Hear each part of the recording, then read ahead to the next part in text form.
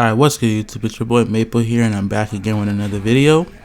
In today's video, I'm going to be coming back with another EAFC 24 video for you guys. I'm here to help you guys get better, obviously. That's the main thing I do in this channel. But yeah, I'm going to be bringing you guys the best settings to be using now that the game is fully out. The game has been out now for a week. If you had early access, you had the game on the 22nd. If you're a content creator, you had it before that. And if you were just me, you had to wait till the 29th, which was yesterday. But yeah, without further ado, let's get straight into this video. Alright, so now we're going to go straight into the game settings, and feel free to pause this. I will go by them pretty quickly, not very fast, but pretty fast. Alright, first one, auto shots. You do not want this on, because a simple explanation: when you're in the box, it can and will shoot the ball for you. If you're the type of guy like me who likes to fake shot it in the box, keep this off. I promise you, it will take a shot for you and you will just ruin your own game. Simple said. Next, assisted header. You can have this on if you're new to the game, but if you're like a veteran of FIFA like me, a lot of us are, you can keep it off. I keep it off because I like to aim my own headers, because I can green time my own headers. I don't struggle with green timing headers ever, so I keep this off. But if you guys struggle with aiming your headers and green timing headers, keep it on. Next, shot assistance. Keep that unassisted. We don't need anything else, just leave it. Time finishing, this one is completely up to you guys. For me personally, I love the green time my shots, because like it literally says it adds more power and accuracy, as it says right there. So keep this on if you want to be more efficient in finishing in the box, but just know you have to practice doing this, because timing finishes are actually hard. The reason why I make it look easy is because I've actually sat there like a noob, or not a noob, like a nerd, practicing doing it for the last 30 minutes. For 30 minutes, I'm saying. That's how long it took me to just learn it. Not master it, learn it. So yeah, this is complete preference to you guys. You can keep it on or off. It doesn't matter. It's all up to you. But for me, I keep it on. Alright, next up, auto flare pass. I keep this off. It doesn't really do much. Like auto flare, like I'm pretty sure we all know how to flare pass. But if you have this on, the players will automatically perform flare passes in the appropriate situation. So it'll do the flare passes when it feels necessary. You don't need that. Now on to the next, through pass assistance, semi. Simply because we all know how to aim a pass, a through pass. You understand?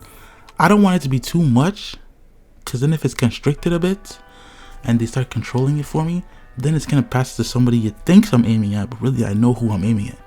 You know, because sometimes I make a lot of questionable passes. Like I'm looking in one direction, then I pass it like behind me, or like, you know, to my direct diagonal angle. You know, I do that. So for me, I'm gonna keep this on semi. I don't need anything else. Alright, lob through pass, same thing, semi. You already know, I want to control my LB and Y passes. I don't want anybody with them. I don't want manual. I don't want none of that. I just want to control my own passes. Now for ground pass assistance, this is where you can be assisted, because you don't want to have a thing where you pass the ball and it passes to the completely wrong person, or it doesn't even give the ball to him. That's why I keep this unassisted, because yes, I need help passing it straight. Yes, as dumb as that sounds, this is so helpful. Without this, the FIFA game will be completely different, because everything will be so remotely manual. Like I just leave it unassisted. Cross assistance, manual. See, this is where I like to have my own control, because when I'm crossing in the box, I don't need it to automatically trying to give it to somebody that it thinks I want to give it to. No, I want it to go to whoever exactly I tell it to go to. Because sometimes if you put too much power, it goes too far. Put less power, it doesn't make it. I'm fine with that, because I learned how to do crosses. I know how to do it, so I don't need any assistance from the game. So for me, you can either do semi or manual. For me, I'm sticking to manual. Now lob pass assistance, same thing. Assisted.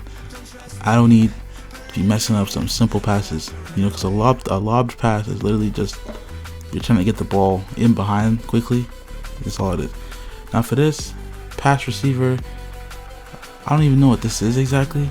I think it's like as soon as you pass the ball to the person, like how fast it switches to the player lock person. I'm not even sure, but I just don't even touch this. I leave this on late because I don't even know what that is. Alright, I'm gonna skip over that next one. So now we're on auto clearance. Keep that off because you don't really need it, because auto clearance it literally just kicks the ball out of bounds for you, like if we're too close to your own side of the field. So I keep it off because I can manually do that, but sometimes I like to play with the ball in the back, like build up slowly, passes, instead of just clearing it off. But if you're new to the game, keep it on, just for your own safety reason, but I keep it off. Clearance assistance, directional, I don't even know exactly what this does, but I'm pretty sure it says direction considers the directional input power remains fully assisted and use earliest possible contact point will be selected. I'm guessing they're saying that wherever you want to kick the ball to, it's just going to help you out a little bit of assistance, so you can get the ball out of your own box, so you're not just kicking it into your own net, I'm pretty sure. So yeah. Now for jockey, we all know how to jockey. We've been jockeying since FIFA 21. I keep this on manual because I don't need any assistance, because if there's an assistance and it accidentally jumps at the guy when I don't want to do that, I don't want that. Now on to defending. Tactical defending. It allows you to time your tackles and maintain position. To me, that sounds like a plus. I'm leaving that. That's all you need to do, is leave it on that. Pass block assistance, I keep this on because I don't need to focus on that. Auto switching on air balls and loose balls. What this means basically is, have you ever noticed whenever the balls get kicked in the air and then all of a sudden your character starts running towards the ball, even though you're not telling him to, just to get the ball? That's what this is. Keep that on, so it auto switches and gets the guy for you, like it puts the ball there. So that's why it's on air balls and loose balls, so you automatically don't have to try and pick the right person to go chase after the ball. No. Now auto switching move assistance, just leave that as low. Right stick switching classic, right stick switching preference player relative, we're gonna leave that. Right stick sensitivity, see, I don't know what the difference is on sensitivity. I've used 4, 5 and 6. I don't really notice anything. I don't even know what it exactly it's for, so I just leave it on 5. Player switching classic, it'll determine the best player by various factors. Player lock on. If you don't know what player lock is, it's basically where you push in your left or L3 and R3 at the same time to lock, and then you use your right stick to switch over to the player to lock onto that player. So let's say your player is running in behind but they're not running in the right route, you can switch to them and then control them to go up. So now that you're controlling that guy, you're locked to him, and the AI will pass you the ball. So now it's like you're playing pro careers, like, you know, the AI will give you the ball now, so you can control that. Now the rest of these, I don't think these matter, but you can go ahead and copy them. Icon switching off, contextual dribbling off, orbit dribbling on. But just to go over these again, like these settings are to, you know, cause less delay and less, you know, unnecessary things happening to you at the same time. It doesn't matter. But yeah, feel free to copy these. Now we're gonna go on to the camera settings, I believe. Yes. Okay, so here are the camera settings. I personally don't mind playing on tele or co-op, but I only use co-op for pro clubs because I like the big screen. When I'm playing and I'm locked in single player, I either use tele or tele broadcast, because tele broadcast gives you more of a down view. Like, look, you see that, compared to tele, which is more up. So personally, I use both, but tele broadcast is just a little bit better because you get more range of the field. You get to see more. You get to see your wingers running down the line. You basically get to see it all.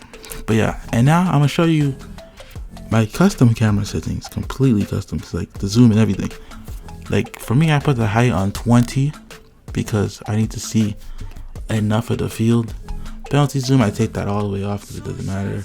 The zoom is on 0, but all this other stuff I don't really touch. And the power shot, please, for the love of God, turn this off, because when you're taking a power shot and it zooms in, it actually slows you down, and then you're basically allowing yourself to get destroyed. You know what I'm saying?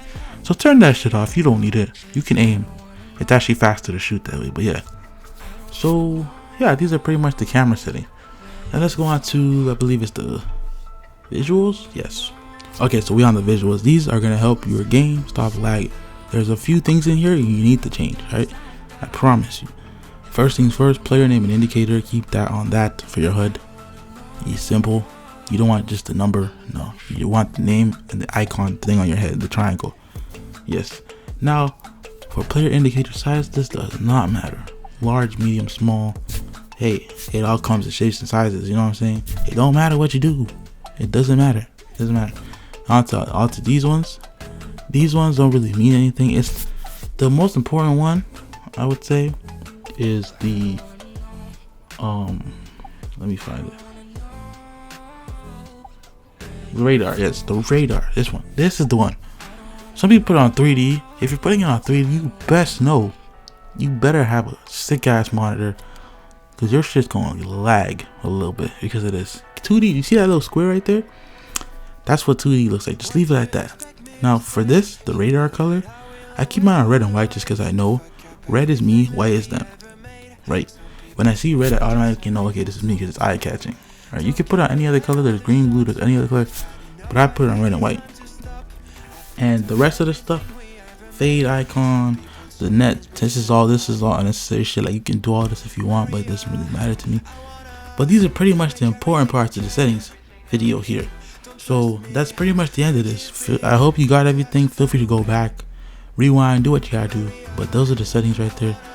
I hope this video was helpful, guys. I want you guys to win more games this year. I hope I can win more games this year, because my FIFA career got cut short last year because my Xbox just stopped working. I don't know why, but yeah.